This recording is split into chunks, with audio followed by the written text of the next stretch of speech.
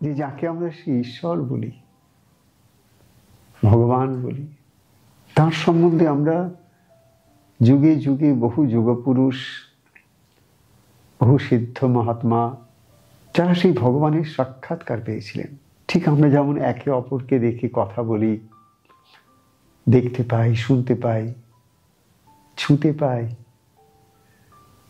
ঠিক তেমন করে এই পৃথিবী বুকে অনেক মানুষ এসেছেন। তাদের মধ্যে হয়তো একটা বিরাট জিজ্ঞাসা কাজ করেছে গভীরভাবে। তারা এই বাইরের জগৎ, সংসার, পরিবার,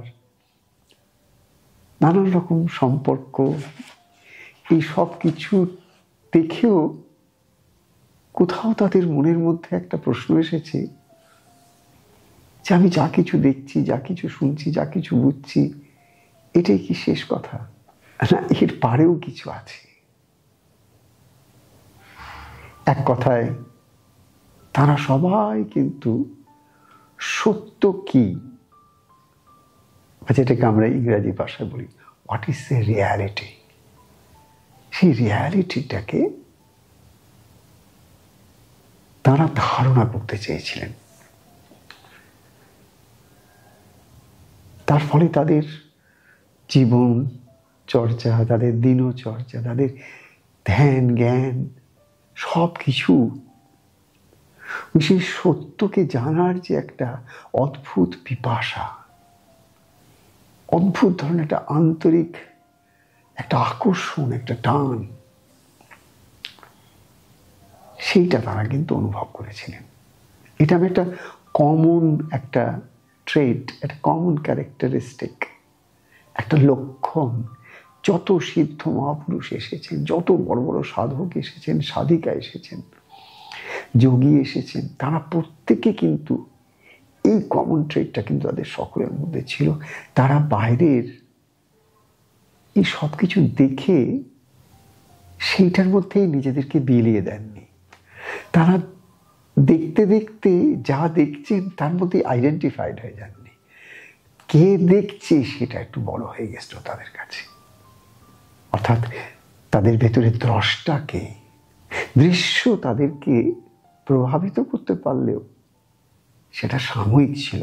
বাদ বাকি সমস্ত জীব জগতে যত মানুষ দেখছ, তারা সবাই দৃশ্যের মধ্যে এত আকর্ষণ অনুভব করে, সেই দৃশ্য জগতের মধ্যে তারা আইডেন্টিফাইড হয়ে যায়।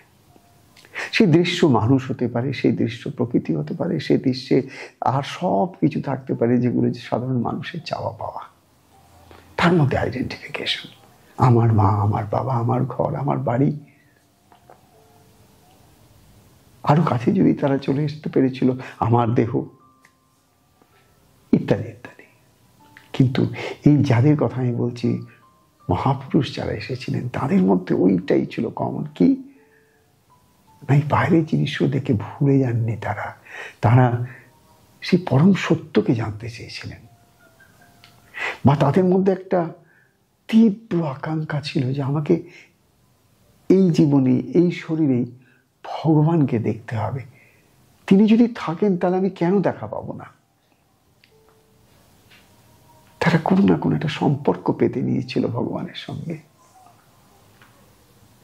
যেমন করে আমরা আমাদের দৈনন্দিন জীবনে দেখে থাকি যে কোনো একটা মানুষ অন্যান্য নানান মানুষের সঙ্গে নানান সম্পর্কে তাদের বাঁধন হয়, ঠিক তেমনি এই মহাপুরুষদের সকলের জীবনের একটা চরিত্রগত লক্ষণ হচ্ছে তারা ওই এক ভগবানের সঙ্গে একটা নিবিড় সম্পর্কের কোথাও যেন একটা যোগ স্থাপন করেছিলেন। তারই ফলে তারা এমন কিছু একটা পেয়েছিলেন যেটা সকলের কমন একটা এক্সপিরিয়েন্স। এগেইন সকলের বিভিন্ন জায়গায় বিভিন্ন সাধক সাধিকা সাধন করেছেন, ভজন করেছেন, বিভিন্ন পথ দিয়ে তারা গেছেন, তাদের বিভিন্ন রকমের অনুভূতি হয়েছে, বিভিন্ন রকমের উপলব্ধি হয়েছে। কিন্তু এই সব অনুভূতি, সব উপলব্ধি, এই সব কিছুর মধ্যে একটা কোথাও একটা ইউনিটি ছিল।